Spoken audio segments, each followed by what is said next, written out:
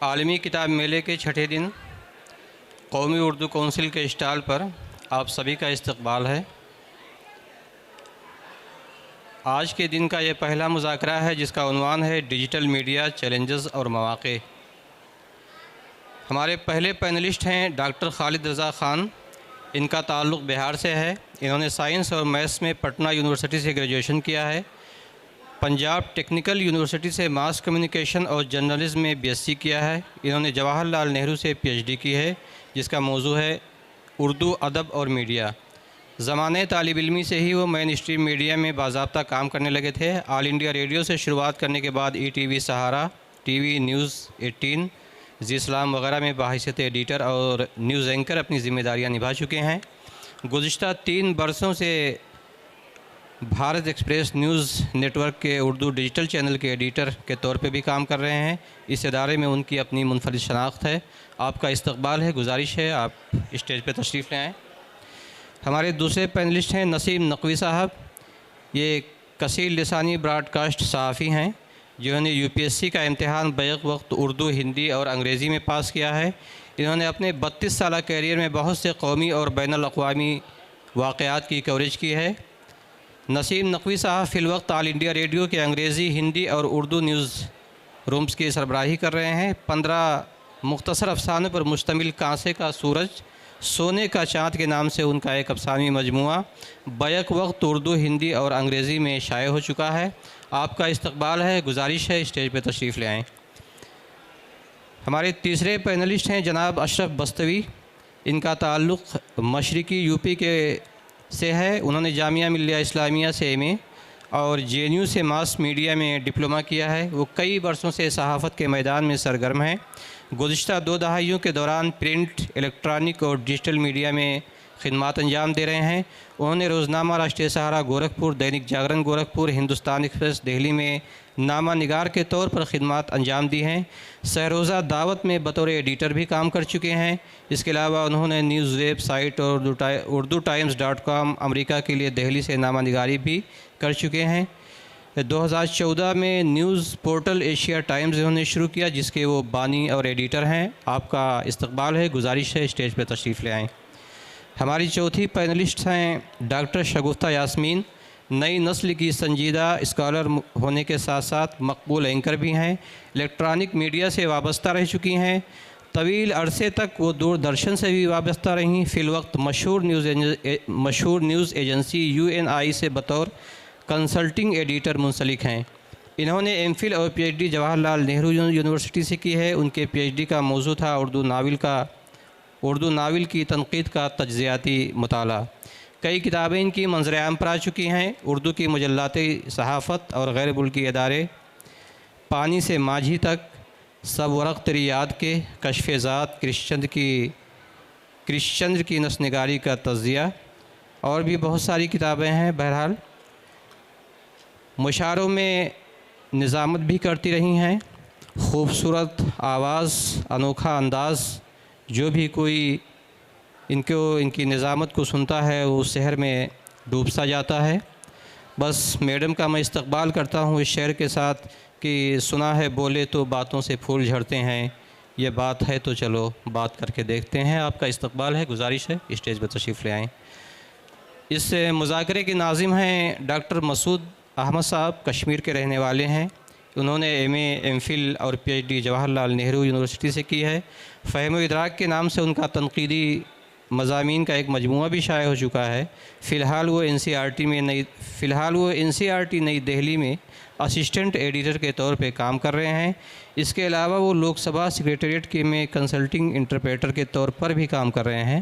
آپ کا استقبال ہے، گزارش ہے اسٹیج پہ تشریف لے آئیں، اور اس کے ساتھ یہ بھی گزارش ہے کہ اس مذاکرے کی کارروائی کو آپ آگے بڑھائیں۔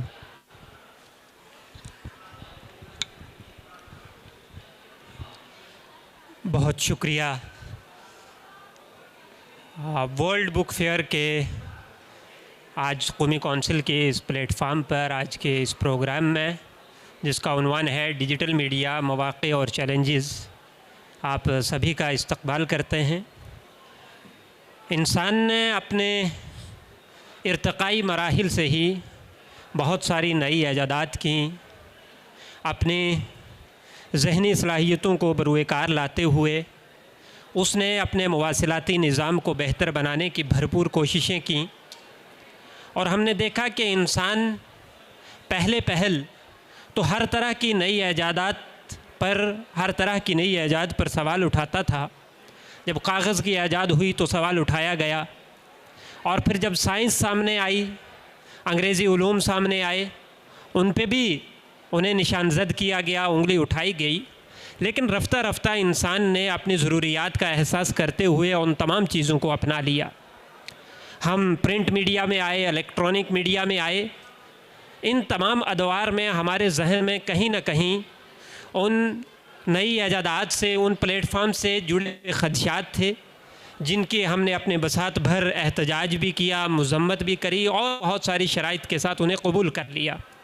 لیکن ڈیجیٹل میڈیا ایک ایسا پلیٹ فارم آیا کہ جس نے انسان کی تینوں نسلوں، یعنی چاہے بوڑھا ہو، چاہے نوجوان ہو یا بچہ ہو، ایک ساتھ تینوں کو متاثر کیا، اور کسی کو ایک پل بھی یہ سوچنے کا موقع نہیں دیا کہ میرے کانسیکوینسز کیا ہیں، میرے فوائد کیا ہیں، میرے نقصانات کیا ہیں۔ تینوں نسلوں کو ایک ساتھ اپنے ٹریپ میں لے لیا۔ یہی وجہ ہے کہ آج ہم یہاں پہ بیٹھے ہوئے ہیں، اور ہمیں یہ معلوم ہو رہا ہے کہ اپنی بات کو اٹھانے کا، اپنی بات کو رکھنے کا سب سے بہتر اگر کوئی ذریعہ ہے تو وہ ڈیجیٹل میڈیا ہے۔ اس پہ ہمارے ساتھ بات کرنے کے لیے معزز ماہرین موجود ہیں۔ میں سب سے پہلے محترمہ شگفتہ یاسمین صاحبہ آپ کی خدمت میں حاضر ہونا چاہتا ہوں، چونکہ آپ آدھی آبادی کی ایک طرح سے یہاں پہ نمائندگی کر رہی ہیں، اور میں آپ سے یہ جاننا چاہتا ہوں کہ یہ جو ایک لمبے عرصے سے کہا جاتا رہا ہے کہ اگر جمہوری نظام کو آپ نے کامیاب کرنا ہے، اسے مستحکم بنانا ہے، اسے مضبوط بنانا ہے، تو سماج کے ہر فرد کی آواز کو سننا یقینی ہے، اسے برابر کا موقع ملنا چاہیے۔ تو کیا آپ سمجھتی ہیں کہ ڈیجیٹل میڈیا سے وہ جو وائس کا ڈیموکریٹائزیشن تھا، جو جمہوریایا گیا، اسے جمہوری بنایا گیا، اور سماج کے تمام طبقات کو، تمام افراد کو یکساں موقع دیا گیا اپنی بات اٹھانے کا، تو کیا یہ ایک اچھی پہل تھی جمہوری نظام کو مضبوط کرنے میں؟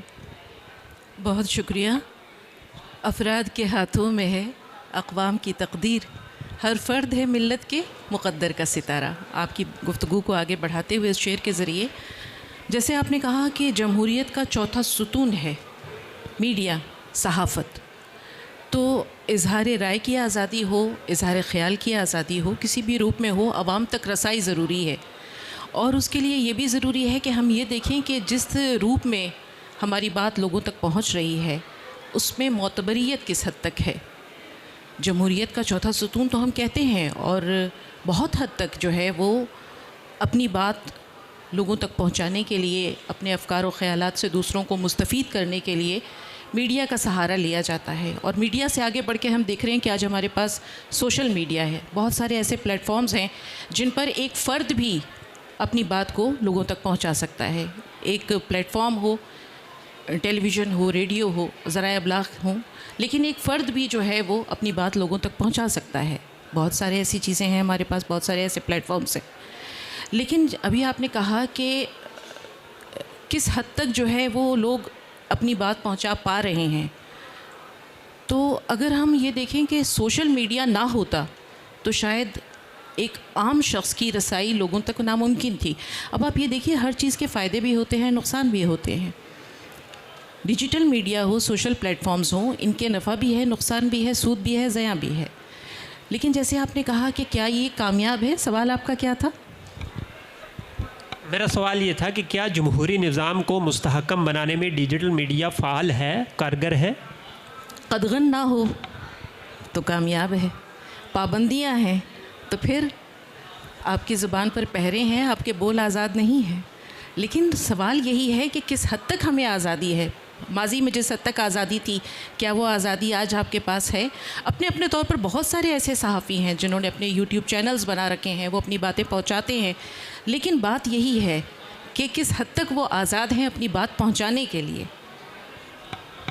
بہت شکریہ جناب اشرف علی بستوی صاحب۔ میم نے ایک بہت اچھی بات کہی، ریچ کی، رسائی کی۔ کیا آپ سمجھتے ہیں کہ آج کے دور میں ہمارا الیکٹرانک میڈیا اور ہمارا پرنٹ میڈیا ایک طرح سے ڈیجیٹل میڈیا کا محتاج ہو گیا ہے. کوئی بھی صحنے، کوئی بھی واقع جب وہ ظہور پذیر ہوتا ہے، جب سامنے آتا ہے، تو سب سے پہلے وہ سوشل میڈیا کا زینت بنتا ہے، پھر وہاں سے ہمارا الیکٹرانک میڈیا، پرنٹ میڈیا اسے اٹھاتا ہے. تو کیا آپ یہ مانتے ہیں کہ واقعی ہی ڈیجیٹل میڈیا نے جو ہمارے فری لانسرز ہیں، جو ہمارے آزاد طور پر لوگ کام کرنا چاہ رہے ہیں، جو جنہیں ویسا کوئی پلیٹ فارم نہیں مل رہا ہے لیکن اپنا ایک سے رکھتے ہیں، اپنا ایک نظریہ رکھتے ہیں، ان تمام لوگوں کو یہ موقع اچھا ملا ہوا ہے کہ وہ اپنی بات احسن طریقے سے عوام کے سامنے رکھ سکیں، عوامی مسائل کو اٹھا سکیں؟ جی بہت شکریہ. بالکل درست بات آپ نے کہی کہ ڈیجیٹل میڈیا آنے کے بعد سے لوگوں کو زبان ملی ہے، ورنہ آپ دیکھیں کہ اگر آپ پرنٹ میں جاتے ہیں تو پرنٹ میں صرف عام لوگوں کے لیے خطوط جو تھے معاملے، وہ خطوط کے جو معاملے ہوتے تھے، اسپیس ہوتا تھا، وہی تھا کہ آپ لکھ سکتے تھے ان کو اپنی رائے، اس کے علاوہ نہیں تھا، اور مہینوں انتظار کرنا پڑتا تھا. ہم نے جب 2000 میں یہ صحافت کا سفر شروع کیا تھا تو اس وقت یہی حال تھی کہ ایک بار ہم بھیج دیتے تھے تو ایک ہفتے تک ویٹ کرتے تھے، لیکن اب 1 منٹ کے اندر ہم اپنے سوشل میڈیا پر اسے پروڈیوس کر سکتے ہیں اور جیسے چاہیں ویسے پروڈیوس کر سکتے ہیں. یہ بھی ایک بڑی چیز ہوئی ہے، لیکن اس جیسے چاہے میں کچھ نقصان بھی ہوا ہے. جیسے میں آپ کو بتاؤں کہ سوشل میڈیا آنے کے بعد سے جو ادھر بڑھا ہے، اس سے ایک چیز کا بڑا کنفیوژن پیدا ہوا ہے کہ اب ہر شخص ایک جو بھی کنٹینٹ کریٹر ہے، چاہے وہ صحافت کے میدان سے آیا ہو یا اس نے ڈیجیٹل دنیا میں ہی آنکھ کھولا ہو، یوٹیوب کی دنیا میں، ہر آدمی یوٹیوبر ہو گیا ہے. ہر آدمی سے بات کہی جاتی ہے کہ کیا تم یوٹیوبر ہو؟ آج ہی میں نے اپنی پوسٹ لکھی ہے تو کہ وہ پوچھا جاتا ہے کہ اچھا آپ یوٹیوبر ہیں؟ اب اس کا کیا جواب ہے؟ میں نے ایک جواب دینے کی آج صبح کوشش کی کہ جو لوگ بھی یوٹیوبر ہیں، یوٹیوبرز کنٹینٹ کریشن پر کام کرتے ہیں، سبسکرائبرز، ویوز پر کام کرتے ہیں، اور صحافی کی تھوڑی سی ذمہ داری، وہ چونکہ ایک ٹریننگ سے آتا ہے پیچھے سے، تو وہ ذرا سا اس کو نبھانے کی کوشش کرتا ہے، تو ویوز کے اس پوائنٹ آف ویو سے پیچھے رہ جاتا ہے. تو ایک مسئلہ یہ چل رہا ہے اس وقت. لیکن یہ بات درست ہے کہ اس میدان نے جگہ دی ہے، اور جو آج کا جو مین اسٹریم میڈیا ہے وہ اسے فالو کر رہا ہے. پہلے مین اسٹریم میڈیا کو لوگ فالو کرتے تھے، اب وہ ان کو پیچھے آنا پڑتا ہے. ٹویٹ ہو گیا ہے، میں نے اپنے یوٹیوب چینل پر کوئی فلیش ڈال دیا ہے، اپنی ویب سائٹ پر ڈال دیا ہے. کئی بار ایسا ہو، ہم لوگ بہت چھوٹا انیشیٹو ہمارا رہا ہے، لیکن ہم نے یہ دیکھا ہے کہ مین اسٹریم کے اردو اخبارات جو بھی رہے ہوں یا ایک زمانے میں، انہوں نے بھی اس چیز کو فالو کیا ہے، کیونکہ ہم پہلے لے آئے، پہلے لانے میں کامیاب رہے. کوئی واقعہ ابھی ہوا، امریکہ میں ہوا، ایران میں ابھی ہوا، ہم نے اسی وقت مانیٹر کیا. اخبار اگلے 24 گھنٹے کے بعد کرے گا اور ہم نے اسی وقت ڈال دیا. تو ترسیل تیزی کے ساتھ بڑھی ہے، اور لوگوں کو جو اسپیس ہے وہ ملا ہے، بات کہنے کے کافی اسپیس ملا ہے. لیکن اب چیلنجز بڑھ رہے ہیں کہ وہ جو اسپیس ملا ہے اس کا استعمال کیسے کریں لوگ، کہ سوسائٹی کو وہ جو انفارمیشن آ رہی ہے وہ سوسائٹی کو اسٹیبلش کرنے والی ہو، ان کو انفارم کرنے والی، ویل انفارم کرنے والی ہو، ایل انفارم کرنے والی نہ ہو. یہ ایک بڑا چیلنج ہے. بہت شکریہ جناب خالد خان صاحب. ہم سب لوگ کسی نہ کسی طریقے سے تعلیم سے جڑے ہوئے ہیں، اور جدید تعلیم، ماڈرن ایجوکیشن جسے کہتے ہیں، اس میں بہت قسم کے آلات کا استعمال ہو رہا ہے. لیکن سب سے زیادہ اگر ہمارے طلباء اور طالبات کسی چیز پر منحصر ہیں تو وہ ڈیجیٹل میڈیا ہے. ہم دیکھتے ہیں کہ جتنے بھی آپ کے مقابلہ جاتی امتحانات ہوں، آپ کو کوئی ریسرچ پیپر لکھنا ہے، کسی کانفرنس اور سیمینار میں جانا ہے، تو لوگ چاہے انچاہے ڈیجیٹل میڈیا کا سہارا لیتے ہیں. پرانے آرٹیکلز آپ کو انٹرنیٹ پہ ملیں گے، جدید کوئی اس پہ بحث ہوئی ہے، کوئی نیا نریشن بنا ہوا ہے، کوئی نیا بیانیہ قائم ہوا ہے، اس کو ڈیجیٹل میڈیا سے اٹھائیں گے. تو کیا اب تعلیم کا وہ طریقہ کہ پہلے جو صرف لوگ کتابوں تک ہی محدود ہوتے تھے، اوریجنل سورس کی تلاش میں رہتے تھے، پرانے مخطوط تھے اور وہ دھول میں اٹی ہوئی کتابیں تلاش کیا کرتے تھے، اب اس سے آزادی ملی ہوئی ہے اور اب لوگ ڈیجیٹل میڈیا کے سہارے ان تمام ذرائع کو حاصل کر رہے ہیں، تو کیا یہ نئی نسل کے لیے آسانیاں پیدا کر رہا ہے؟ دیکھیے، آسانیاں تو واقعی بہت پیدا ہوئی ہیں. جو آپ کا سوال ہے، वक्त की बचत हो रही है। वक्त अब किसी पुराने मखतूते को या किसी लाइब्रेरी में अगर किताबों की खाक छाननी है तो उसके लिए लंबा सफ़र करना, वहाँ किताबों के वर्क गर्दानी में के लिए वक्त देना, अब वो एक क्लिक पर वो सब कुछ तमाम चीज़ें, तमाम जो मवाद हैं वो दस्तयाब हैं। तो वक्त तो बच रहा है, उस वक्त का और प्रोडक्टिव इस्तेमाल हो सकता है। जो तमाम तलबा हैं और जो और लोग हैं, जो एस्पिरेंट्स हैं, जो भी नॉलेज की और जो भी इल्म की तलाश और जुस्तजू में सरगर्दा हैं, उनके लिए ये बहुत ही अच्छा और सुनहरा मौका है कि उनको डिजिटल प्लेटफॉर्म मिला है, डिजिटल ज़राए उनके सामने है। तो उस मायने में ये तो आने वाली नस्ल के लिए या अभी जो मौजूदा नस्ल है उसके लिए काफ़ी मुफीद है। हम लोगों के मुकाबले में हम लोगों ने लाइब्रेरियों में वक्त गुजारा है, हम लोगों ने किताबों की वर्क गर्दानी की है, लेकिन अब लाइब्रेरी जाने का सिलसिला कम ज़रूर हुआ है, लेकिन अगर उसका मुस्बत इस्तेमाल अगर आज की जनरेशन करे और उस वक्त को जो वक्त बच रहा है लाइब्रेरी में जाने में और वहाँ किताबों को तलाशने में, वो एक क्लिक पर अपने मोबाइल या अपने लैपटॉप पर तलाश कर रही है, तो उस वक्त का वो प्रोडक्टिव यूज़ कर सकती है। इसका मनफी पहलू भी है कि मनफी पहलू ये है कि आप अगर किसी आर्टिकल या कुछ भी मवाद की तलाश में जाते हैं तो आपको कुछ हाइपर लिंक्स मिलते जाते हैं, ऐसे जो आप करना कुछ और चाहते हैं, तलाश कुछ और कर रहे हैं और चले कहीं और जाते हैं। तो उन हाइपर लिंक्स पर जो सामने आपके डिस्प्ले हो रहा है, जो पॉपअप हो रहा है, उस पर कंट्रोल करना बहुत ज़रूरी है, वरना आप जिस मकसद के लिए बैठे हैं उस मकसद से आप डेविएट करके कहीं और पहुंच जाते हैं, या अमूमी तौर पर। इसलिए आज की जनरेशन को बहुत सारे जो पेरेंट्स हैं वो उन्होंने अभी कोविड का दौर आया, उसके बाद से स्कूल और तमाम कॉलेजों में जो ऑनलाइन क्लासेस का और डिजिटल तालीम का जो सिलसिला शुरू हुआ, अब लोग उससे घबराने लगे हैं क्योंकि बच्चों में, तालिब इल्मों में डेविएशन बहुत आया, वो डिस्ट्रैक्ट होने लगे हैं क्योंकि वो उनकी जब ऑनलाइन क्लासेस हो रही होती हैं या वो जिस मवाद की तलाश में होते हैं,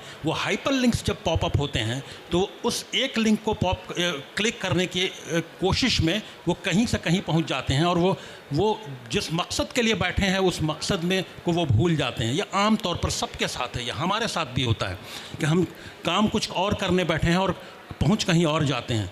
तो ये इन हाइपर लिंक्स पर कंट्रोल करना ये बहुत ज़रूरी है। तो उसका मनफी पहलू ये है कि हम इस तरह की जो भी चीज़ें पॉपअप हो रही हैं या जो भी चीज़ें डिस्प्ले हो रही हैं अनवांटेड, जो हमारी ज़रूरत की नहीं हैं, उनको हम, कुछ चीज़ें बहुत रिलेवेंट होती हैं। आप जैसे किसी लिंक को आप जब क्लिक करते हैं तो उससे रिलेटेड लिंक्स आपके सामने और भी आती हैं, लेकिन वही उसके अलावा इर्रिलेवेंट लिंक्स भी आती हैं, हाइपर लिंक्स आती हैं, तो उन पर कंट्रोल बहुत ज़रूरी है। एक बार अगर आपने क्लिक किया उन लिंक्स पर तो फिर आप जिस मकसद के लिए बैठे हैं उस मकसद से आप डेविएट करेंगे, उससे डिस्ट्रैक्ट होकर कहीं और पहुंच जाएंगे। तो वो जो वक्त आप बचा रहे थे लाइब्रेरी जाने का जो वक्त था, लाइब्रेरी में जो किताबों को तलाश करने का वक्त था, उस वक्त के प्रोडक्टिव यूज़ को फिर आप कहीं और इस्तेमाल कर रहे होंगे, तो आप कुछ का कुछ कर रहे होंगे। इसलिए मुझे लगता है कि इन दोनों दोधारी तलवार है, एक तरह से कहें तो डिजिटल प्लेटफॉर्म, डिजिटल मीडिया एक दोधारी तलवार है।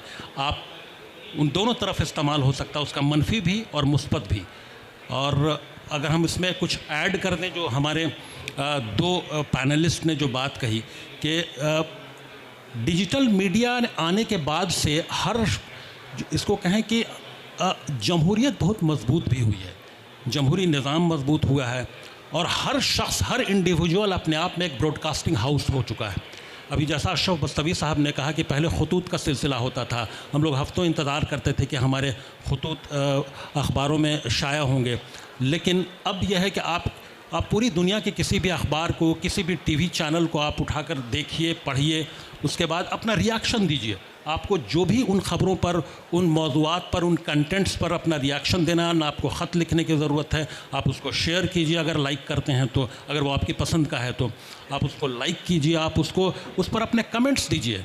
तो ये आज़ादी, ये एक तो जो पहले का वक्त था कि हम हफ्तों इंतज़ार करते थे, आप फौरी तौर पर रिएक्शन, ये डेमोक्रेटाइजेशन भी ऑफ सोसाइटी का, पूरी ह्यूमैनिटी का डेमोक्रेटाइजेशन जो हुआ है डिजिटल मीडिया की तरफ से, वो भी उसका बहुत मुस्बत पहलू है। इसके मनफी पहलू भी हैं, लेकिन बात तो बहुत लंबी हो सकती है, इतने पहलू हैं इसके कि इस पर पूरी रात गुजर सकती है, लेकिन चूँकि वक्त की यहाँ पर कमी है, तंगी है, इसलिए आपने जो सवाल किया उसका जवाब हमने देने की कोशिश की है। उम्मीद है वो कारआमद और मुफीद भी होगा। बहुत शुक्रिया जनाब नसीम नकवी साहब।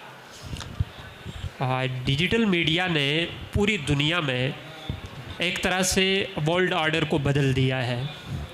यानी अब जो समाजी बयानियाँ तैयार हो रहा है, जो समाजी तहरीकात सामने आ रही हैं, जिस तरह का समाज में बदलाव आना चाहिए, वो सारे के सारा डिस्कोर्स डिजिटल मीडिया के प्लेटफॉर्म से ही लोगों के बीच में जा रहा है।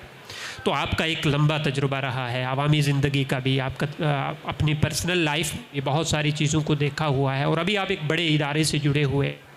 तो क्या आप ये समझते हैं कि समाजी डिस्कोर्स को सही राह रास्त पर लाने के लिए, या वो तमाम डिस्कोर्स जो हमारी सोसाइटी से तो कोई ताल्लुक़ नहीं रखते, कहीं मगरब में पनप रहे हैं या किसी दूसरी कंट्री में पनप रहे हैं, लेकिन चूँकि डिजिटल मीडिया की कोई हदबंदी नहीं है, वहाँ पे कोई सीमा रेखा नहीं है, इसलिए वो चाहे अनचाहे वहाँ का डिस्कोर्स आपकी ज़िंदगी में भी आ रहा है, और आप उसका सही इस्तेमाल ना करते हुए, या कुछ हद तक सही इस्तेमाल करके भी, जो कि आपके लिए होना नहीं चाहिए था, आप उसका इस्तेमाल करते हुए एक नए बयानियों को क्रिएट करने की कोशिश कर रहे हैं। तो क्या इससे समाजी जो इस्लाहात हैं उनमें कुछ फ़ायदा मिल सकता है, या समाज पहले से तयशुदा उसके जो पैरामीटर्स हैं, जो नॉर्म्स हैं, जो वैल्यूज़ हैं, उन पे चलकर ज़्यादा कारगर साबित हो सकता है? शुक्रिया। देखिए, सोशल मीडिया या डिजिटल मीडिया, सोशल मीडिया ख़ास तौर से, अभी आज ही की खबर है कि वो आज ही की खबर है कि जो एलोन मस्क का एआई मॉडल है, उन्होंने डीप फेक में जो एडिटिंग करते थे फ़ोटोज़ में, और उसको बहुत बेहुदा तरीके से फ़ोटोज़ को पेश करते थे, उसको उन्होंने पाबंदी लगाई है। इससे ये पता लगता है कि वक्त से पहले जो चीज़ आती है, समाज जिसके लिए तैयार नहीं होता है, वो आप वक्त से पहले अगर ले आते हैं और उसको कुछ वक्त देते हैं कि वो अपने आप को समाज के हिसाब से एडजस्ट करे, या समाज उसको अपने हिसाब से एडजस्ट करे। ये इस बात का सबूत है कि समाज उस बात को अपने हिसाब से एडजस्ट नहीं कर पाया, क्योंकि जो आपने कहा कि वो जो नैरेटिव है, जो बयानियाँ है, या जो डिस्कोर्स है, हमारी जहनियत वही है कि हमारे पास एक टूल आया कि हम किसी भी फ़ोटो को एडिट कर देते हैं किसी भी तरह से। तो हमारी जो जहनियत है वो टूल इस्तेमाल करके उसको गंदगी से भर देती है। जैसे माचिस की तीली होती है, वो आग लगाती भी है और आग जलाती भी है। पेट्रोल है, वो आग भड़का भी देगा, लेकिन आपको कहीं से कहीं पहुंचा भी देगा। तो ये तो हमारे ऊपर है कि हम उसको किस तरह से इस्तेमाल करते हैं। डेमोक्रेटाइजेशन ऑफ सोशल मीडिया की जो बात है, हम तो उस दौर में भी सहाफ़त करते थे, आज भी करते हैं कि प्रेस रिलीज़ होती थी, प्रेस कॉन्फ्रेंस होती थी, जाते थे, पूछते थे कि क्या चल रहा है। अब वन वे ट्रैफिक है, उधर से लिख दिया जाता है, ट्वीट कर दिया जाता है, आप ले लीजिए, पूछिए कि इसका क्या बैकग्राउंड है, इसमें कुछ यही है जितना है, उससे आप स्टोरी बनाइए ना बनाइए, आप पर्सपेक्टिव कैसे सेट करेंगे। न्यूज़ का बैकग्राउंडर तो होता है, बैकग्राउंड तो होती है कि क्या इसका पर्सपेक्टिव है, उसके अलावा आपको कुछ मिलता नहीं है। तो 2014 से ये, बल्कि 12-13 से मैं कहूँगा, ये डिजिटल मीडिया का जो सियासत में इस्तेमाल है वो बहुत ज़्यादा बढ़ा, वो एक नैरेटिव सेट किया गया, और बाकी पार्टियों ने बहुत देर में समझा, उसके बाद वो जवाब देने पे उतरे, लेकिन बहुत देर हो चुकी थी। तो सेल्फ सेंसरशिप बहुत ज़रूरी है। न्यूज़ मीडिया में गेट कीपिंग का कॉन्सेप्ट होता है कि एक स्टोरी रिपोर्टर ने फाइल की, वो डेस्क पे आई, सब एडिटर ने देखी, अपने सीनियर एडिटर के पास गई, वो फाइनल डिसीजन है कि ये जाएगी, ये छपेगी नहीं छपेगी, ये ब्रॉडकास्ट होगी नहीं होगी। मगर जो मेरे हाथ में सब कुछ है, मैं ही रिपोर्टर, मैं ही एडिटर, मैं जो चाहूँ करूँ, तो उसमें तो अपनी ज़िम्मेदारी होनी चाहिए। पुरानी डेफिनेशन है फ्रीडम की कि मेरी फ्रीडम वहाँ ख़त्म, मैं आज़ाद हूँ, लेकिन मेरी आज़ादी वहाँ ख़त्म होती है जहाँ से सामने वाले की नाक शुरू होती है। तो अब मैं अपनी आज़ादी को दूसरे की नाक, क्या मैं उसके घर में घुस के کرتا ہوں. تو دودھالی تلوار جیسے آپ نے کہا وہی ہے, اس میں ذمہ داری کا احساس بہت ضروری ہے. سوال یہ اٹھنا چاہیے کہ کیا ہم اس سب کے لیے ابھی تیار ہیں, کیا ہم نے جن کے ہاتھ میں دے دیا ہے وہ ہیں. اس کا منفی پہلو یہ ہے کہ بہت زیادہ ڈیجیٹل لٹریسی ابھی نہیں ہے. ابھی آپ BSES کے آفس میں جائیے, کہیے مجھے پچھلے مہینے کا بجلی کا بل آپ پرنٹ دے دیجیے, وہ کہتے ہیں کہ نہیں ڈیجیٹل ہے. غریب رکشے والا یا ان پڑھ آدمی وہ کہاں سے ڈیجیٹل وہ کرے گا؟ فون تو چلا سکتا ہے, زیادہ سے زیادہ واٹس ایپ دیکھ سکتا ہے, ریل دیکھ سکتا ہے, یوٹیوب دیکھ سکتا ہے, وہ بل ڈاؤن لوڈ نہیں کر سکتا ہے. تو ہم تیار ہیں اتنے ایڈوانس کے لیے یا نہیں؟ سوال یہ ہے. شکریہ. بہت شکریہ شگفتہ یاسمین صاحبہ. جیسے سبھی تقریباً ماہرین نے یہ کہا کہ اس کے نیگیٹو اسپیکٹس بھی ہیں, پازیٹیو اسپیکٹس بھی ہیں, اور ایک حد قائم ہونی چاہیے کہ کہاں تک آپ کو جانا ہے. کیا آپ کو نہیں لگتا ہے کہ ہماری جو بالکل نئی نسل ہے, ایک دم چھوٹے بچے جو ہیں 2 سال کے, 2.5 سال کے, 3 سال کے بچے, وہ مائیں جو اپنے گھر میں کام کاج کر رہی ہوں, کبھی رسوئی میں کام کرنا ہے, کبھی آپ کو گھر کی صفائی ستھرائی کرنی ہے, اور اس بیچ آپ کا بچہ آپ کو پریشان کر رہا ہے, اس بچے کی پریشانی سے بچنے کے لیے اس کے ہاتھ میں موبائل فون تھما دیتی ہیں کہ تھوڑی دیر کے لیے اس میں لگا رہے گا اور میں اپنا کام کر لوں گی. اور وہیں سے بچے کے اندر ایک طرح کا ایڈکشن پیدا ہو جاتا ہے. بچہ فون کے ساتھ بہت زیادہ کنیکٹ ہو جاتا ہے, وہ اس سے دور نہیں جا سکتا ہے. تو کیا آپ سمجھتی ہیں کہ ہماری ماؤں کا, ہماری بہنوں کا بھی نئی نسل کو فون ایڈکٹڈ بنانے میں رول ہے؟ بہت زیادہ رول ہے. بہت معذرت کے ساتھ کہ آج کی جو نئی مائیں ہیں شاید وہ ان نہج پر, ان خطوط پر اپنے بچوں کی تربیت نہیں کر پا رہی ہیں جس پر ہماری ماؤں نے یا ہماری اسلاف میں جو خواتین تھیں انہوں نے اپنے بچوں کی تربیت کی. ابھی آپ یہ دیکھیے کہ مادر رحم میں ہی بچہ جو ہے وہ ماں کے بہت قریب ہوتا ہے. وہ خواتین بھی تھیں جو اس دوران قرآن پاک کی تلاوت کیا کرتی تھیں, اور بچے جو تھے وہ آگے چل کر دین اور دنیا دونوں میں سرخرو ہوتے تھے کیونکہ ان کی تربیت اس انداز میں ہوتی تھی. اب آج یہ حال ہے, بلکہ آنکھوں دیکھا حال ہے کہ آپ میٹرو میں جا رہے ہیں, بچہ ضد کر رہا ہے, رو رہا ہے, اچھا چلو فون اس کے ہاتھ میں تھما دیا. مائیں پارک میں گئی ہیں چہل قدمی کے لیے اور بچے کو چھوڑ دیا اس کے حال پر, اور وہ خود فون کے ساتھ لگی ہوئی ہیں, یا لمبی لمبی گفتگو ہو رہی ہے. تو کسی بھی چیز کا جائز استعمال بہت ضروری ہے, اعتدال بہت ضروری ہے, میانہ روی بہت ضروری ہے. اب آپ نے ایڈکشن کی بات کی. ہماری نئی نسل کیا, خود ہم اپنی نسل کو بھی دیکھتے ہیں. ایک چھوٹا سا واقعہ یاد آ گیا کہ ایک خاتون تھیں, ولادت کے بعد جو ہے ان کو لیبر روم سے جو ہے وارڈ میں شفٹ کیا گیا, اور جیسے ہی ان کے اوسان جو تھوڑے بحال ہوئے, حواس میں آئی, تو وہ ٹٹولنے لگی. نرس نے کہا آپ کا بچہ بالکل ٹھیک ہے, تھوڑی دیر میں ہم آپ کے پاس اسے پہنچا دیں گے. تو انہوں نے کہا کہ نہیں, میں بچہ نہیں, میں اپنا موبائل ڈھونڈ رہی ہوں. تو یہ مائیں اپنے بچوں کو کس طرح سے اس ایڈکشن سے دور کر سکتی. اچھا کہیں مجبوری بھی ہے. اب یہ جیسے ابھی بات ہوئی کہ کووڈ کے زمانے میں یہ ایک ضرورت بنی تھی, لیکن ضرورت بھی تو اعتدال میں رہنی چاہیے. آج کے بچے چیٹ GPT کو اپنا بہت بڑا مونس و غمخوار سمجھتے ہیں. کوئی بھی سوال ہے اس کا جواب وہاں موجود ہے. ابھی کچھ عرصہ پہلے ایک واقعہ ہوا کہ ایک بچہ تھا جو ہر چیز کا سوال جو ہے وہ اسی سے کیا کرتا تھا, جواب مل جاتا تھا, اسکول کے کاموں میں بڑی آسانی ہوتی تھی. ایک دن اس نے کہا کہ سوال کیا کہ میں بہت زیادہ پریشان ہوں, اور اپنے ٹینشن اور دباؤ کی وجہ سے میں جو ہے سمجھ میں نہیں آ رہا کہ اپنا حال کس سے کہوں. اس نے کہا مجھ سے کہو. تو اس نے کہا کہ میرا اپنی زندگی ختم کرنے کو جی چاہتا ہے, کیا مجھے اپنی یہ بات گھر والوں سے کہنی چاہیے؟ تو اس نے کہا نہیں کوئی ضرورت نہیں ہے, میں ہوں نا. پوچھا کہ یہ بتاؤ خودکشی کا سب سے ایسا طریقہ, آسان طریقہ جس میں درد کم ہو, وہ کیا ہے؟ اس نے بتا دیا اور بچے نے اپنی زندگی ختم کر لی. بہت لے دے ہو رہی ہے اس بات پر, یہ بڑا مشہور واقعہ ہے. تو یہ ایڈکٹڈ بچے کیوں ہو رہے ہیں؟ دوسری بات, بچوں کو اب کتابوں پر وہ بھروسہ نہیں ہے, والدین پر وہ بھروسہ نہیں. آپ یہ دیکھیے پہلے زمانے میں جوائنٹ فیملی سسٹم ہوتا تھا, وہ کنبے, وہ گھرانے ایک انسٹیٹیوشن کا درجہ رکھتے تھے. ماں باپ کے پاس وقت نہیں تھا, دادا دادی تھے. اب نیوکلیئر فیملی آ گئی ہے. نیوکلیئر فیملی میں ماں باپ دونوں ورکنگ ہیں, تو بچہ کہاں جائے؟ یا تو وہ ٹیلی ویژن کا سہارا لیتا ہے, یا وہ سوشل میڈیا کا سہارا لیتا ہے, اور جو اس کے سامنے آتا ہے وہ اس کے ذہن میں یا اس کے شعور میں رچ بس جاتا ہے. آپ یہ دیکھیے 5 سال تک کہا گیا ہے ماں کو بچے کے بالکل قریب ہونا چاہیے. حد تو یہ ہے کہ 7 سال میں نماز فرض ہوتی ہے, لیکن اس سے پہلے بچے پر ماں کا اتنا حق ہے کہ وہ گھریلو کام کاج کرے چاہے نہ کرے, تربیت اولاد اس کا فرض ہے. اسلاف میں ہماری خواتین ایسی موجود تھیں، لیکن آج وہ چیز ہمیں نہیں ملتی ہے. اوور ریئلائزیشن جس کو کہتے ہیں بچوں کا، یا اوور ریلائنس کرنا جدید ٹیکنالوجی پر، اعتبار اس پر زیادہ ہے. ماں باپ سے نہیں پوچھتے بچے، چیٹ جی پی ٹی کا یا دوسرے اس طرح کا سہارا لیتے ہیں. دوسری چیز یہ ہے کہ جو ہماری نئی ٹیکنالوجی ہے اس میں اب نیوز نہیں ہوتے، اس میں ویوز ہوتے ہیں، ہے نا. اب اسی کے جس کو کہتے ہیں کہ یہ ایک طرح کا کاروبار بن چکا ہے. ابھی کچھ دیر کل کی بات ہے کہ ایک خبر نظروں سے گزری کہ 140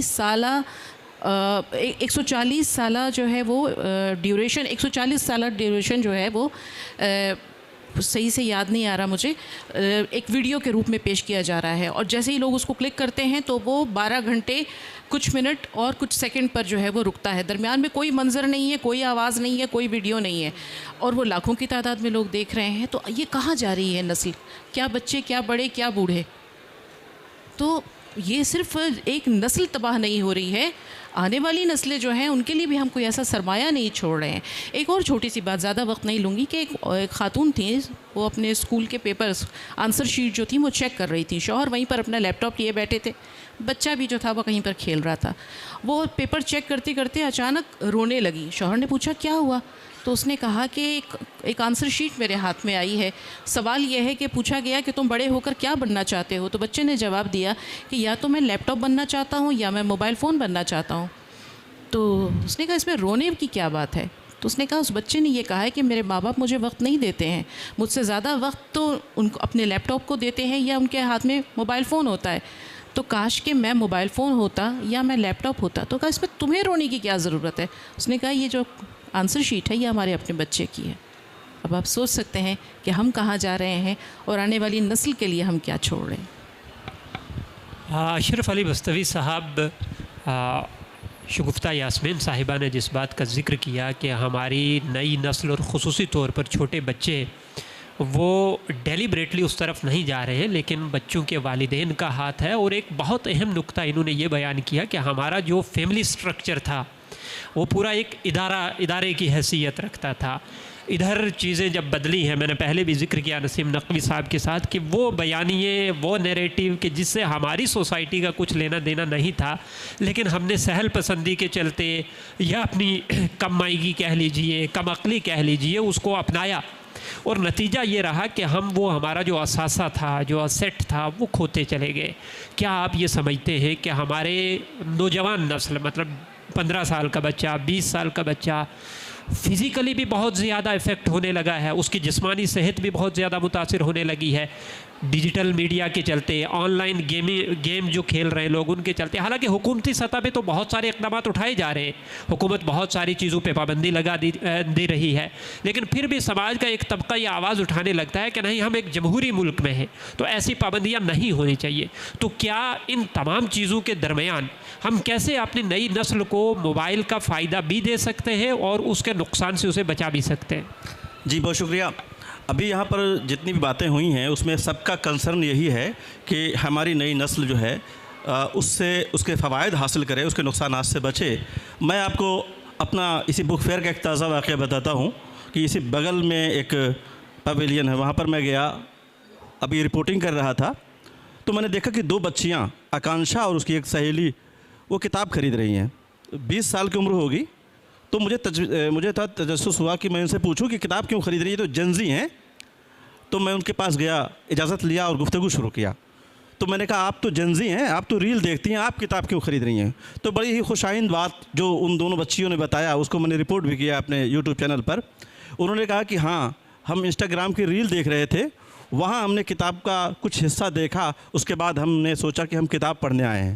پھر اس کے بعد میں نے اسے لمبی گفتگو کی، والدین کے جو کنسرن ہم یہاں بات کر رہے ہیں ان پر بھی میں نے ان سے بات کی. تو انہوں نے کہا کہ ہمارے والدین ہیں، انہیں اس بدلے ہوئے ماحول میں، اس جنزی نسل کو جو ہم لوگ ہیں، ہمارے گرامر الگ ہیں، ہماری گفتگو کا انداز الگ ہے، ہمارے نیریشنز الگ ہیں، ہماری ڈیمانڈ الگ ہے. ہم تمام کو سمجھنے کی ضرورت ہے، بجائے اس کے کہ ہمیں ہر چیز سے روکا جائے. ہمیں آزادی ملنی چاہیے، اور آزادی ٹھیک ہے، لیکن آزادی کے ساتھ ساتھ ہم سے ہم سے ڈسکشن کیا جائے. ان بچوں کا سوال سب سے زیادہ یہ تھا کہ والدین جو یہاں کنسرن ہوا کہ والدین اپنے بچوں کے ساتھ ڈسکشن نہیں کرتے, ان سے ڈائلاگ نہیں کرتے, ان کے ساتھ بیٹھتے نہیں. ہر آدمی پروفیشن میں مصروف ہے, شام کو آیا, تھوڑی دیر کھانا پینا کھایا, بیٹھا, گفتگو کیا, اس کے بعد کیا ہوا کیا نہیں ہوا, ہوم ورک ہو گیا, ہاں ٹھیک ہے ہو گیا, ختم ہو گیا. تو ہم جو والدین ہمارے جو ہم لوگ جس بچپن میں سے گزرے ہیں تو وہاں پر فیملی ڈسکس کرتی تھی, محلے اور پڑوس کے جو ہمارے کھیل ہوتے تھے یہ تو تھا نہیں. تو بہت ایسی فزیکل مینٹل ایسے کھیل ہوتے تھے کہ جس میں ہم تمام لوگ اپنا بستہ رکھتے ہوئے فوراً نکل جاتے تھے, گھنٹوں کھیلتے تھے. فزیکل ہمارا جو ڈیولپمنٹ ہوتا تھا اس میں انگیج ہوتے تھے. شام کو آتے تھے, سوتے تھے جب بچے تو دادیاں جو ہے کہانیاں سناتی تھیں. یہ جو پورا انسٹیٹیوشن جس کا یہاں ذکر ہو رہا ہے وہ کمزور ہوا اور اس کی جگہ ڈیجیٹل پلیٹ فارم نے لے لیا, موبائل نے لے لیا. تو اب سمجھنے کی ضرورت ہے کہ بدل چکا ہندوستان, ہم وہاں سے نکل کے یہاں آ چکے ہیں, ہم وہاں پیچھے جا نہیں سکتے. یہ بھی سمجھنے کی ضرورت ہے کہ ہم جسے یاد کر رہے ہیں, جسے میں اپنا بچپن یاد کر رہا ہوں, اپنے بچوں کو بتاتا ہوں تو وہ یہ بتاؤں کہ اب بچے بھی اسی طرح سے جائیں, اسی کو اڈاپٹ کریں, ایسا ممکن نہیں ہے. اب ہمیں تلاشنا یہ ہوگا کہ اس جو تبدیلی کا ماحول ہے, یہ ڈیجیٹل دنیا ہے, اس میں ان بچوں کے ساتھ کیسے ہم ڈائلاگ کریں, کیسے ڈسکشن کریں, کیسے انہیں انگیج کریں اچھے کاموں کے لیے. اور سب سے بڑی بات جو ہے میں نے جو پایا ہے, میں نے اپنی نجی زندگی میں جو پایا ہے, بچوں کے ساتھ جتنا وقت, جیسا کہ میڈم نے کہا بہت ہی اہم بات کہی کہ جتنا ہم ان کے ساتھ وقت دیتے ہیں, ان کو سنتے ہیں, ان سے ہر طرح کی باتیں کرتے ہیں. اور صرف یہی نہیں کہ تم اسکول گئے کہ نہیں گئے, تمہاری کیا ضرورت ہے, ضرورت پوری کی, انہوں نے ہم سے کچھ بات ڈیمانڈ کی, ہم نے سامان دلا دیا, ہم نے گاڑی دلا دی, ہم نے کھلونا دلا دیا اور ہم کنارے ہو گئے. ہم یہ سمجھتے ہیں کہ بچے کو ہم نے سیٹسفائیڈ کر دیا. بالکل نہیں کیا. ہم بچوں سے ڈائلاگ کریں, گفتگو کریں اور انفارمل گفتگو کریں, کبھی ان کے ساتھ کھیلیں. میں آج بھی ان کے ساتھ کھیلتا ہوں. میرے سارے بچے بڑے ہیں, یونیورسٹی میں پہنچ چکے ہیں, لیکن سب شام کو بیٹھتے ہیں, میں کھیلنے کی کوشش کرتا ہوں. میں بہت مصروف رہتا ہوں, لیکن جب ہفتے میں 2-3 دن بھی نکل پائے تو میں بیٹھ کے بات کرتا ہوں. تو مجھے لگتا ہے ان تمام چیزوں سے جو میں نے دیکھا کہ میں اپنے بچوں کے لائبریری, میرے گھر میں بچوں کی اپنی لائبریری قائم ہوئی, انہی زنجی بچوں کی قائم ہوئی. وجہ کیا تھی کہ میں ان کو کتابیں لاتا تھا, کبھی فورس نہیں کیا کہ اسے پڑھ کے تم بتاؤ, صرف ان کو عادت ڈالتا رہتا تھا. تو دھیرے دھیرے کر کے ان کا ایک ایٹیٹیوڈ بدلا. آج وہ کتابیں خود آرڈر کرتے ہیں, مجھ سے پرمیشن لیتے ہیں, مشورہ لیتے ہیں. تو مجھے ایسا لگتا ہے کہ جو میرا اپنا آئیڈیا تھا اپنے بچوں کو آگے بڑھانے کا اور اپنی چیزوں کو سمجھنے کا, خود کو سمجھنے کا, جو میں ماضی سے آیا تھا, وہاں سے گاؤں سے آیا تھا, وہ ساری چیزیں چھوڑ کے آیا تھا, تو یہ خطرہ تھا مجھے. اور اسی خطرے کے درمیان میں ان کو یہ باتیں تھوڑا تھوڑا بتاتا رہتا تھا, کہانیاں سناتا رہتا تھا. تو مجھے ایسا لگا کہ وہ اس پر میں لانے میں کامیاب رہا ہوں کسی حد تک. تو ہر والدین کر سکتے ہیں, بچوں سے جتنی بات کریں گے ہم, میرا خیال ہے کہ وہ بہت بہتر ہوگا. بہت شکریہ خالد خان صاحب. جسمانی صحت ایک چیز, بچوں کے تعلق سے محترمہ نے بہت اچھی گفتگو کی. ایک بڑا چیلنج ہمارے سامنے مینٹل ہیلتھ کا ہے, ذہنی صحت کا بھی ہے. اب دیکھیے کہ آپ لوگ تو کافی سینئر ہیں, میں اپنی بات کروں کہ ہمارے وقت میں جب بھی ہمارا 10ویں کا یا 12ویں کا رزلٹ آتا تھا, ہم نے کبھی اپنے مارک شیٹ سوشل میڈیا پہ نہیں ڈالے کہ میرے اتنے مارکس آ گئے, مجھے یہاں سے سیلیبریشن ملنا چاہیے, لوگ اپریشیٹ کریں گے. ابھی کا جو دور ہے, ادھر آپ کا رزلٹ ڈکلیئر ہوا, ادھر انسٹا پہ, فیس بک پہ, ٹویٹر پہ والدین اپنے بچوں کے مارک شیٹ ڈالتے ہیں, اور پھر اس بات پہ لڑائی ہوتی ہے کہ میرے بچے کے مارکس کم کیوں ہیں, اس نے 500 میں سے 490 کیوں لیے, 495 کیوں نہیں لیے. تو کیا ہم لوگ ڈیلیبریٹلی اپنے بچوں کو ذہنی تناؤ کی طرف لے جا رہے ہیں, بچوں میں چڑچڑاپن پیدا کر رہے ہیں؟ اور شاید یہی وجہ ہے کہ بہت سارے, جیسے میڈم نے ابھی بات کری, خودکشی کے جو بہت سارے کیسز سامنے آ رہے ہیں. ہمارے کوچنگ سینٹرز کا حال دیکھ لیجئے, بچے سال 2 سال 3 سال اچھے خاصے ایگزام کی پریپریشن کر رہے ہوتے ہیں, کوئی نیٹ کے لیے پڑھ رہا ہوتا ہے, کوئی UPSC کی پریپریشن کر رہا ہوتا ہے, اتنی اچھی کوالیفیکیشن کے بجائے ایک دن خبر آتی ہے کہ بچے نے اچانک اپنی جان لے لی. تو کیا یہ سوشل میڈیا کے توسط سے ہم ہی ان بچوں کو اس طرح کے اقدامات اٹھانے کے لیے مجبور نہیں کر رہے؟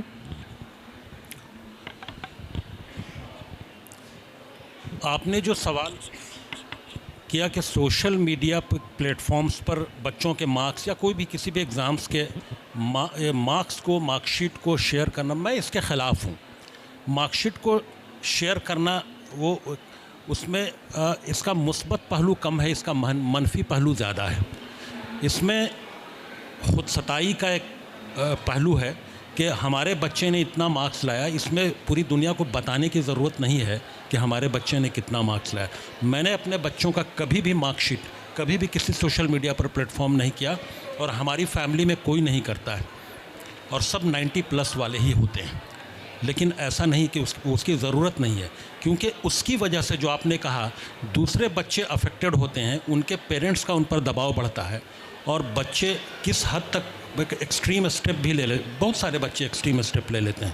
تو یہ سوشل میڈیا پلیٹ فارم کا جو منفی پہلو یہ ہے کہ چھوٹی سے چھوٹی چیزیں اس کے بہت سارے جو اس کے خطرات بھی ہیں.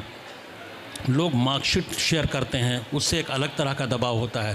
لوگ پوری کی پوری فیملی باہر میں کہیں آؤٹنگ کر رہی ہے یا کسی ٹورسٹ پلیس پر گئی ہوئی ہے، اور وہاں کی تمام چیزیں شیئر کر رہی ہیں کہ پوری فیملی گئی ہے اور گھر میں یہاں چوری ہو جاتی ہے. کیونکہ پچھلے اس کی وجہ ہے کہ جو اس طرح کے پیشے کے لوگ ہیں، اگر چوری کرنے والا ہے اس کو پتہ ہے کہ پوری فیملی یہاں ابھی 1 ہفتے کے لیے باہر ہے، اور وہ پیچھے میں ان کو کیا کرنا ہے. تو اس کا منفی بہت سارے ایسے واقعات ہوئے ہیں.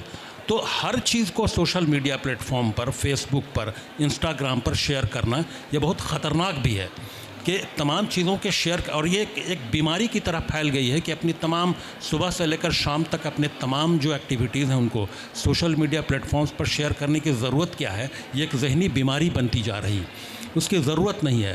اگر اس کا مثبت پہلو یہ ہے کہ سوشل میڈیا کو اگر ہم اپنے کنٹینٹ کو اپنے خیال کے اظہار کے لیے اگر استعمال کریں، بجائے اس کے کہ ہم الگ الگ طرح کی بے جا اور بیہودہ قسم کی تصویریں شیئر کرنے کے لیے استعمال کریں، تو اپنے خیالات کے اظہار کے لیے اس کو استعمال کریں، کنٹینٹ کریشن کے لیے استعمال کریں. یا ہم جیسے صحافی جو اس کو استعمال کرتے ہیں کہ جن کی ضرورت بھی ہے سوشل میڈیا پلیٹ فارمز، اور اس کا منفی ہمارے لیے آسان یہ ہے کہ سوشل میڈیا یا ڈیجیٹل پلیٹ فارمز کے ذریعے ہم اپنے قارئین تک، اپنے ویورز تک بہت تیزی سے اور آسانی سے پہنچ جاتے ہیں. لیکن اس کا، جیسے میں نے اپنے پہلی گفتگو میں کہا تھا ابھی چند لمحہ پہلے، کہ یہ ایک دودھاری تلوار ہے. وہ اس کی وجہ یہ ہے کہ سوشل میڈیا یا جو ڈیجیٹل میڈیا ہے وہ ایک طرف تیزی کے ساتھ خبریں دے رہا ہوتا ہے، وقت سے اگر اخبار میں یا ٹی وی چینل میں اگر جو چیزیں آتی ہیں اس سے پہلے وہ دے رہا ہوتا ہے. لیکن اس پہل کی ہوڑ میں، سب سے پہلے دینے کی ہوڑ میں کنٹینٹ کی صداقت پر سے کمپرومائز کیا جاتا ہے، جس سے فیک نیوز کی ایک انڈسٹری کھڑی ہو گئی ہے. لوگ کچھ بھی ڈال دے رہے ہیں، کچھ بھی کنٹینٹ کریٹ کر رہے ہیں. فیک نیوز کی ایک الگ انڈسٹری ہے جس کا ایک الگ منفی پہلو ہے، اور اب پتہ نہیں چل پاتا ہے کہ کون سی خبر سچی ہے اور کون سی خبر جھوٹی ہے. اے آئی کا سہارا لیا جا رہا ہے. وہ کئی بار تو ہم لوگ کنفیوز کر جاتے ہیں کہ یہ خبر واقعی یہ اے آئی سے کریٹڈ جو خبریں ہیں یا جو کنٹینٹ ہیں کہ وہ لگتا ہے جیسے کہ وہ بالکل اوریجنل کنٹینٹ ہے. تو اس کو سب سے پہلے دینے کی جو ہوڑ ہے ڈیجیٹل تمام میڈیا میں، اس نے ایک فیک انڈسٹری بھی پیدا کیا ہے. تو ضرورت ہے کہ جو ڈیجیٹل اویئرنیس کی بات کی جا رہی تھی کہ وہ ایک شعور پیدا کیا جائے، کہ صرف پہلے دینے کی ہوڑ نہیں بلکہ ڈیجیٹل شعور پیدا کرنے کی ضرورت ہے. آج میں پوسٹ پڑھ رہا تھا، ایک اشرف بستوی صاحب نے فیس بک پر اسی شعور کی بات کی تھی کہ یوٹیوبر، جو انہوں نے بات کی کہ یوٹیوبر ہونا وہ ایک الگ پہلو ہے، لیکن سب سے زیادہ ضروری ہے کہ اپنی نئی نسل کو اور ہم لوگوں کو بھی ڈیجیٹل شعور پیدا کرنے کو، اس شعور کو لانے کی ضرورت ہے. یہ سب سے امپورٹنٹ ہے، کیونکہ جس طرح سے digital media, digital plate forms کا پھیلاؤ ہو رہا ہے، جس طرح سے وسعت پا رہی ہے یہ، تو اس میں اگر بغیر شعور کے اگر ہم کچھ اس میں اپنا کنٹینٹ ڈال رہے ہیں یا بغیر شعور کے اس کو استعمال کر رہے ہیں، تو یقینی طور پر جو اس کا منفی پہلو ہے ہم اس کا شکار ہوں گے. بہت شکریہ نسیم نقوی صاحب. بہت سارے خطرات کی بات ہو رہی ہے. سچ تو یہ ہے، جون ایلیا نے بہت پہلے کہا تھا، اب نہیں ہے کوئی بات خطرے کی، اب سبھی سے خطرہ ہے. یہ بتائیے سر کہ یہ جتنے بھی مسائل کی ہم باتیں کر رہے ہیں، کیا یہ مسائل پہلے سے سماج میں موجود نہیں تھے؟ سوشل میڈیا تو ایک پلیٹ فارم ہے، ایک میڈیم ہے جس کی وجہ سے وہ باہر جا رہے ہیں. تو کیا ہم نے سوشل میڈیا کے آنے سے پہلے کبھی اپنے سماجی مسائل کو حل کرنے کی کوئی سنجیدہ کوشش کی؟ اور دوسری بات یہ کہ یہ جو ڈیپ فیک کا بار بار فرضی خبروں کا ذکر آ رہا ہے، حال فی الحال میں ہم نے دیکھا دھرمیندر جی کو لے کر بہت پہلے ایک فیک نیوز چلائی گئی، یہاں تک کہ ان کے اہل خانہ کو سامنے آنا پڑا اور انہوں نے یہ کہا کہ نہیں وہ بالکل صحیح سلامت ہیں۔ تو یہ جس کو جہاں من آ رہا ہے کوئی بات سنی اور اس کو چلا دیا گیا، فارن پالیسی کی کسی کو ایف معلوم نہیں ہے، وہ مشورہ دیے جا رہا ہے حکومت کو کہ نہیں یہ ہماری فارن پالیسی ہونی چاہیے، تو ہر انسان اپنے آپ میں ماہر بن بیٹھا۔ تو کیا ان ساری چیزوں سے ہم کس طریقے سے نپٹ سکتے ہیں؟ کیسے ہم اس سارے جھنجھٹ سے باہر نکلیں؟ دیکھیے ڈیجیٹل اویئرنیس کی بات آپ نے کی، جیسے یہ بہت اہم ہے، میں پوری طرح آپ سے متفق۔ یہ سمجھ ہم کو ہونی چاہیے کہ کیا اصلی ہے کیا نقلی ہے، حالانکہ ڈفرینشیٹ کرنا بہت مشکل ہوتا ہے۔ کئی بار جو نقلی ہے وہ اصلی سے زیادہ اصلی لگتا ہے۔ جیسے انل کپور کو ہم دیکھتے تھے، جب میں ان سے پہلی بار اصلیت میں ملا تو ایک سبزی منڈی میں ایک لڑکا تھا جو تہ بازاری وصول کرتا تھا، بالکل انل کپور لگتا تھا۔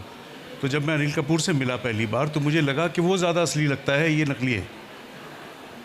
تو اس قدر کنونسنگ انداز ہوتے ہیں۔ منموہن سنگھ جی کا اڑ گیا تھا، خبر آ گئی کہ وہ چلے گئے۔ اب چینل چلا دیتے ہیں، آپ سوشل میڈیا کو کیوں بلیم کرتے ہیں؟ بڑے بڑے نامی چینل چلا دیتے ہیں، ڈیتھ ہو گئی ہے، ڈیتھ کے لیے تو ترنت تیار رہتے ہیں۔ دھرمیندر جی کا آپ نے ذکر کیا، ان کی فیملی نے ڈینائل کیا، سب لوگ باہر آ کے بولا۔ اسی سنڈے کو شام کو انہوں نے پروگرام بنا لیا ہوگا کسی چینل نے، میں نام نہیں لوں گا کسی چینل کا، وہ ان کی اوبیچوری پورا آدھے گھنٹے کا پروگرام چلایا ڈینائل کے بعد۔ تو یہ جو اسمبلی کا سسٹم ہے، جو میکینیکل ہمارا جو ذہن بن گیا ہے، آ گیا تو چلانا ہے، کہیں وہ نہ چلا دے کہیں وہ نہ چلا دے۔ تو یہ صحافیوں کے لیے بھی ایک ویک اپ کال ہے کہ ہم نے اپنا کام ٹھیک سے نہیں کیا، اسی لیے سوشل میڈیا کو آنا پڑا۔ ہم بیچ میں ٹھیکیدار بن کے بیٹھے رہے، ہم نے صحیح خبر نہیں دی، یا ہمارے جس سے تعلقات ہوئے یا ہمارے جس سے باعث ہم ہو گئے، ہم وہی خبر دیتے رہے۔ اب وہ مین اسٹریم میڈیا بھی ڈیجیٹل کی طرف آ گیا۔ انڈیا ٹوڈے گروپ کا ویب سائٹ سے جتنا ریونیو جنریٹ ہوتا ہے اتنا چینل سے نہیں ہوتا یا اتنا میگزین سے نہیں ہوتا۔ آواز لگا کے انڈیا ٹوڈے بیچا جاتا ہے، کوئی خریدتا نہیں ہے، بٹ ان کا للن ٹاپ سارے پورے گروپ کا خرچہ اٹھا دیتا ہے۔ تو یہ ذمہ داری کا احساس جو ہے وہ ضروری ہے۔ اب آپ نے کہا کہ واپس تو جا نہیں سکتے، فیوچر ہے اور نئی چیزیں آتی ہیں۔ چیلنج، موٹر کار آئی تھی تو اس کے بھی چیلنجز تھے، تو ہوائی جہاز آئے تھے اس کے بھی چیلنجز تھے، لیکن وہ سیفٹی کے جو اقدامات ہیں وہ ضروری ہے۔ بہت شکریہ سر، چونکہ اب ہمارا وقت بہت 10-12 منٹ ہمارے پاس ابھی ہے میڈم۔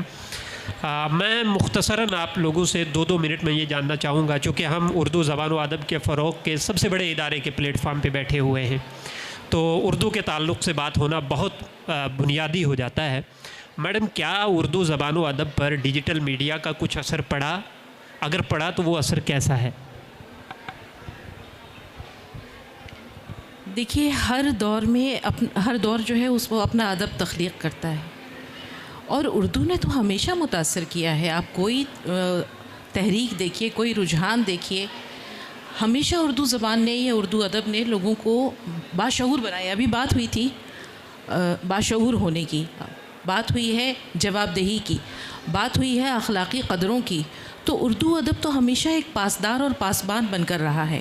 اور جیسے آپ نے یہ قومی کونسل برائے فروغ اردو زبان کا ذکر کیا، واقعی یہ بہت بڑا ادارہ ہے، اور ایک بہت قابل مبارکباد ہیں شمس اقبال صاحب یہاں بیٹھے ہیں کہ کتنا اہم کام انہوں نے کیا ہے کہ انہوں نے چھوٹے بچوں کے لیے ادب اطفال تخلیق کیا ہے۔ آپ یہ دیکھیے کہ ماں کی گود سے تعلیم کا جو سلسلہ ہے وہ مہد سے لحد تک چلتا ہے، تو بچوں کے لیے ادب تخلیق کرنے کا خیال شاید اس سے پہلے بڑے بڑے لوگوں کے ذہن میں نہیں آیا ہوگا۔ تو بچوں کی تربیت، جیسے بھی کہا کہ گھر میں ایک چھوٹی سی لائبریری ہونی چاہیے، ایک چھوٹا سا گوشہ ہونا چاہیے جہاں بیٹھ کر شام کو جب سب چائے پیتے ہیں پورے گھر کا فیملی، تو وہ کسی ایک کتاب پر بات کرے۔ اس بے شک چھوٹی بچوں کی کتاب ہو، وہ تربیت بھی ہوگی، تعلیم بھی ہوگی، مطالعے کا شوق بھی ہوگا، اذہان کو منور کرنے کا ذریعہ بھی ہوگا۔ تو ہمیشہ کتاب کی جو اہمیت ہے وہ اپنی جگہ مسلم ہے، چاہے کتنے میڈیاز آئیں، چاہے کتنے سوشل پلیٹ فارمز آئیں، کتاب جو ہے وہ صحیح اور غلط میں تمیز کرنا سکھاتی ہے۔ آپ کو ایک سامنے ایک چیز آتی ہے، نظروں سے آپ نے دیکھا، آپ کے وہ ذہن سے اتر جاتی ہے، فراموش ہو جاتی ہے. کتابیں ہمیشہ باقی رہتی ہیں. ہم یہ جو کتاب ہوتی ہے اس کی حیثیت ایک دستاویز کی سی ہوتی ہے. تو اردو ادب نے ہمیشہ جو ہے وہ لوگوں کو باشعور بنایا ہے اور ان کے لیے جسے کہتے ہیں صحیح اور غلط میں تمیز کرنا سکھایا ہے. شاید مجھے اس کے بعد اپنی بات کہنے کا موقع نہ ملے، میں صرف ایک ہی بات کہنا چاہتی ہوں. سوشل میڈیا کے حوالے سے بہت ساری بات ہوئی کہ اسلام جو ہے وہ دین فطرت ہے، اعتدال اور توازن کا وہ سبق دیتا ہے.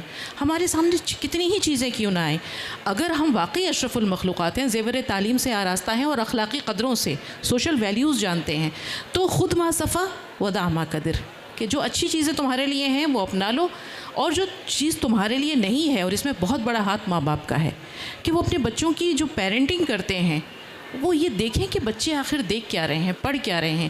اور کتابیں ہمیشہ ماں باپ بچوں کے ساتھ جا کر اگر وہ خریدتے ہیں تو اس میں جو ہے وہ ان کی بھی بہتری ہوتی ہے. اور خود مجھے جہاں تک یاد ہے، میری والدہ ہمیشہ ہمیں چھوٹے چھوٹے قصے سناتی تھیں اور میں قصہ گوئی کو بہت اہمیت دیتی ہوں.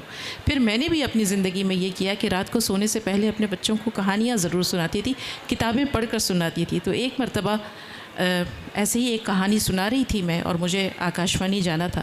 میں نے اپنی بیٹی سے کہا کہ بیٹا باقی کی کہانی میں آ کر سناؤں گی. جب میں لوٹ کر آئی تو میری بیٹی نے کہا ممی میں نے وہ کہانی پڑھ لی. وہ اردو کی کتاب تھی، رسالہ تھا امنگ یا بچوں کی دنیا. لیکن یہ ہے کہ ہم خود بچوں میں پڑھنے کی عادت ڈالیں، مطالعے کی عادت ڈالیں، کیونکہ بشیر بدر صاحب نے کہا تھا نا کہ محبت ایک خوشبو ہے، ہمیشہ ساتھ چلتی ہے. تو آج کے دور میں بڑے افسوس کے ساتھ یہ کہنا پڑتا ہے کہ موبائل ایک ساتھی ہے، ہمیشہ ساتھ رہتا ہے. تو کوئی انسان تنہائی میں بھی تبھی تنہا نہیں ہو سکتا جب اس کے ساتھ جو ہے وہ بہترین رفیق کے طور پر کتاب ہو. موبائل کو کہیں نہ کہیں ہمیں صرف ضرورت کے تحت یا رابطے کا ذریعہ ہے، خبر رسانی کا ذریعہ ہے، وہ اپنی جگہ ہے، لیکن ہر وقت کا ایڈکشن یہ بہت قابل افسوس بات ہے. بہت شکریہ اشرف علی بستوی صاحب. بچے ہمارے جس تنہائی کا شکار ہوئے جا رہے ہیں، ابھی جو فیملی انسٹیٹیوشن کی بات ہوئی، شاید وہ فیملی ویلیوز اب ہمارے نہیں رہے، اور اس تنہائی کو دور کرنے کے لیے وہ موبائل کا سہارا لے رہے ہیں. کیا یہ ضروری نہیں کہ ہمارے پاس جو ادب اطفال ہے، بچوں کے لیے نظمیں لکھی جا رہی ہیں، غزلیں لکھی جا رہی ہیں، ادب کا جو بنیادی مقصد ہے وہ بچوں کو ایک جمالیاتی حظ پہنچانا ہے، ایک ذوق پیدا کرنا ہے، تو کیا ڈیجیٹل میڈیا سے ادبی فن پارے بھی بچوں تک پہنچ پا رہے ہیں یا نہیں؟ نہیں پہنچ رہے. جیسا کہ میں نے پہلے کہا کہ اب ان تمام چیزوں کو جو ہم ہارڈ کاپی میں ہم نے پروڈیوس کیا ہے، اس کو چاہیے ہمیں کہ ان کو انسٹاگرام کے ذریعے سے، ریلز کے ذریعے سے، تمام ذریعوں سے ان کو ایک طرح سے انفارمیٹیو بنایا جائے اور وہاں سے لوگوں میں شوق پیدا کیا جائے. شوق پیدا کرنا، جیسا کہ میں نے پہلے کہا کہ ایک بچی آئی، اس نے ریل دیکھا، ریل دیکھنے کے بعد اس نے کتاب خریدا ہے اور وہ جنزی نسل کی ہے، تو ہمیں امید رکھنا چاہیے. اور البتہ جو ان کے جو میڈیمز ہیں وہ بدلے ہوئے ہیں، ان بدلے ہوئے میڈیم کو ہمیں سمجھنے کی ضرورت ہے. اور NCPL نے اس پر بڑا کام حالیہ دنوں میں کیا ہے. پیچھے دنوں میں ہم نے دیکھا ہے کہ بچوں کے لیے ایک سیریز تیار کی ہے، جس کا ذکر ابھی ہماری جو پینلسٹ کر رہی تھیں، مکمل بنایا ہے. تو یہ ہم سب کی بھی ذمہ داری ہے کہ ایک ادارہ کتاب چھاپتا ہے، اس کا کام ہے کتاب چھاپنا، اس کو پروپیگیٹ کرتا ہے، بتاتا ہے. اب لوگوں کی ذمہ داری ہے. دوسری بات، اب ادارے کی بھی ایک ذمہ داری اس میں بنتی ہے کہ ڈیجیٹل کی بات ہم کر رہے ہیں کہ اردو، جیسا کہ آپ نے میڈم سے پوچھا کہ اردو کتنا ڈیجیٹل ہوا ہے. اردو ڈیجیٹل ضرور ہوا ہے لیکن ابھی بہت کم ہے. اس کی ایک وجہ ہے کہ یونیکوڈ کا جو معاملہ اردو میں ابھی بھی برقرار ہے. کنٹینٹ کا اردو اخبارات نکل رہے ہیں، ہندوستان بھر سے نکل رہے ہیں، سینکڑوں کی تعداد میں نکل رہے ہیں، لیکن ان کے تمام کنٹینٹ اردو کے یونیکوڈ پر اپلوڈ نہیں ہوتے. اس کی وجہ سے جو انٹرنیٹ کا جو ذخیرہ ہے وہ متاثر ہو رہا ہے، وہاں چیزیں نہیں پہنچ رہی ہیں. اسی طرح سے جو NCPL کے جو کنٹینٹ ہیں، جو کاپیز ہیں، اس کا بھی انہیں چاہیے آنے والے دنوں میں ایک پروگرام ایسا بنائیں. چونکہ ڈیجیٹل انڈیا ہے، ہمارے جو PM مودی ہیں وہ ڈیجیٹل انڈیا کی بات کرتے ہیں، سرکاری ادارہ ہے، یہ ایسا بنا سکتا ہے، اپنا مینڈیٹ بھی رکھتا ہے. اسے چاہیے کہ اپنی تمام ان سرگرمیوں کو جو یہ آف لائن بک کی شکل میں لا رہے ہیں، اگر وہ ڈیجیٹل پلیٹ فارم پر بھی لے کر آتے ہیں، لا سکتے ہیں، لانے کا پلان بناتے ہیں، تو مجھے لگتا ہے کہ یہ ادارہ کر سکتا ہے. ہندوستان بھر کا ادارہ ہے، تو اس کے ذریعے سے ہم نئی نسل کو وہ تمام کنٹینٹ اردو میں ڈیجیٹلی پرووائڈ کر سکتے ہیں، اور اس کی کچھ چیزوں کے ذریعے سے ہم کتابوں پر بھی لا سکتے ہیں. ایک طرح سے ہم یہ کہیں کہ سیمپلنگ وہاں کریں، سیمپلنگ کے ذریعے سے ہم کتابوں تک لا سکتے ہیں، اور یہ بڑی آسانی کے ساتھ یہاں پر چیزیں آ سکتی ہیں. تو خالد خان صاحب، یہ جو ابھی بات ہو رہی تھی کہ ادب کس طریقے سے سوشل میڈیا کے ذریعے لوگوں تک پہنچے اور اس کے کیا کیا فوائد ہیں، کیا آپ یہ سمجھتے ہیں کہ جیسے بہت سارے سیمینار کانفرنسز ہو بھی رہے ہیں ڈیجیٹل میڈیا کو لے کے، اس کے کیا چیلنجز ہیں، کیا مواقعات ہیں، تو کیا ان میں مزید تیزی لانے کی ضرورت ہے یا نئی نسل کو ڈیجیٹل میڈیا کی الگ سے تعلیم دینے کی بھی ضرورت ہے؟ ہم مینٹل ایجوکیشن کی بات کر رہے ہیں، فزیکل ایجوکیشن کی بات کر رہے ہیں، اور اب تو نیو ایجوکیشن پالیسی نے تو اتنی ساری چیزیں بنائی ہیں، اس میں آپ کو بچوں کے لیے کھیل یوگ کے نام سے کتابیں جا رہی ہیں، کوشل بودھ کے نام سے کتابیں جا رہی ہیں، مطلب ایک تو کیریکولر ہے آپ کا، اور کو کیریکولر ایکٹیویٹیز کے لیے بھی آپ کو این ای پی میں ایسا مواد دیا جا رہا ہے تاکہ شروع سے ہی بچے کا جو ایک اوورآل ڈیولپمنٹ ہو وہ صحیح طریقے سے ہو سکتے۔ تو کیا آپ سمجھتے ہیں کہ ہمیں اس فیلڈ میں یا اس میدان میں مزید مؤثر اقدامات اٹھانے کی ضرورت ہے؟ میں نے اس سے پہلے کی اپنی گفتگو میں بولا تھا کہ ڈیجیٹل شعور پیدا کرنے کی ضرورت ہے، اور جیسا کہ اشرف بستوی صاحب نے ابھی فرمایا کہ ابھی ڈیجیٹل اردو کے تمام مواد، ایک تو بچوں کے عمومی طور پر بچوں کی بات، ہم لوگ چونکہ آخری سیشن میں ہم لوگ بات کر رہے تھے کہ اردو اور جو NCPOL کا رول ہے وہ کیا ہو سکتا ہے۔ تمام اردو کتابیں ابھی پوری طرح سے ڈیجیٹل نہیں ہوئی ہیں۔ اس کی مثال یہ ہے کہ آپ ہمارے 2 بچے، ان کو ہم نے امیزن کنڈل دے رکھا ہے۔ ایسے بہت سارے ٹیبلیٹس آتے ہیں، امیزن کنڈل ہے، جس پہ آپ کو وہ کوئی ویژول کوئی ویڈیو کھلے گا، وہ صرف کتابیں پڑھنے کے لیے ہی ہے، اس پر اردو کا مواد اویلیبل ہے ہی نہیں۔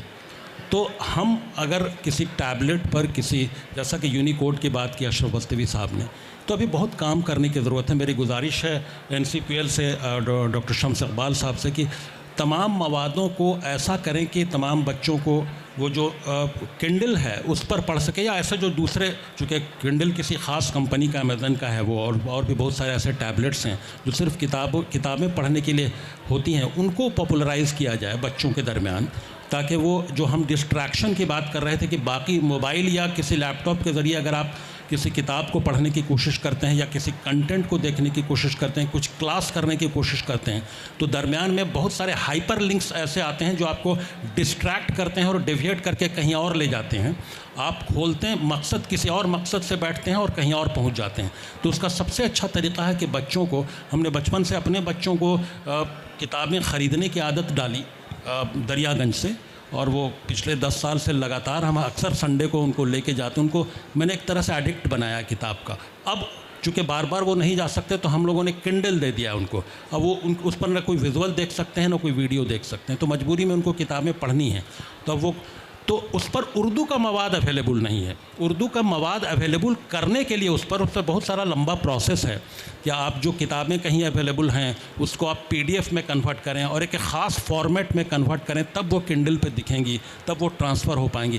تو مجھے لگتا ہے کہ یہ کام NCPOL سب سے بہتر کر سکتا ہے کہ کنڈل اور ٹیبلٹس پر کتابیں مہیا ہو جائیں، اور بچوں میں آج کل پاپولر ہو رہا ہے وہ کنڈل اور اس طرح کے ٹیبلٹس، تو وہ اس کے ذریعے وہ زیادہ دوسرے مواد بھی حاصل کر سکتے ہیں اور ساتھ میں اردو کے مواد بھی حاصل کر سکتے ہیں، بجائے اس کے کہ وہ موبائل پہ دیکھیں یا لیپ ٹاپ پر دیکھیں۔ تو میرا یہ مشورہ ہے کہ اس طرح سے اس کو ڈیجیٹائز کریں کہ وہ کنڈل پر اویلیبل ہو جائیں۔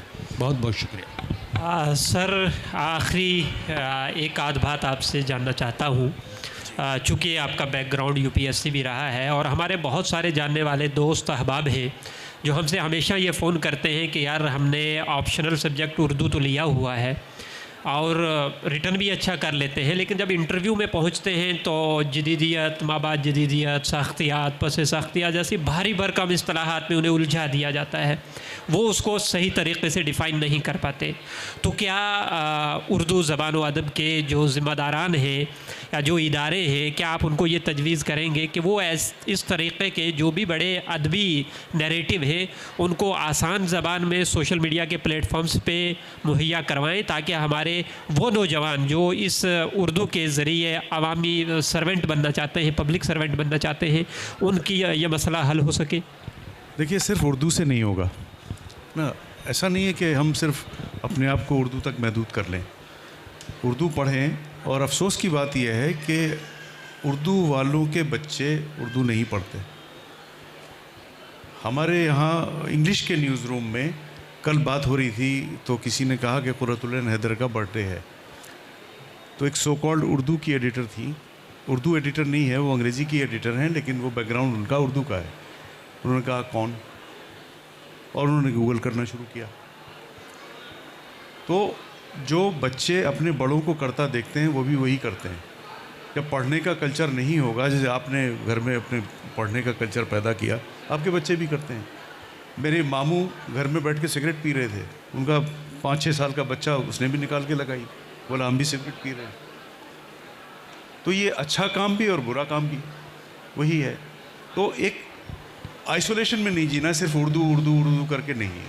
اردو آپشنل سبجیکٹ لیجئے, ٹھیک ہے, باقی اور چیزوں کا بھی تو گیان ہونا چاہیے. باقی دنیا میں کیا چل رہا ہے, صرف اردو کے سہارے آپ کو نہیں اب وہ آپ اچیو کر سکتے یا آپ کو وہ نہیں مل سکتا ہے.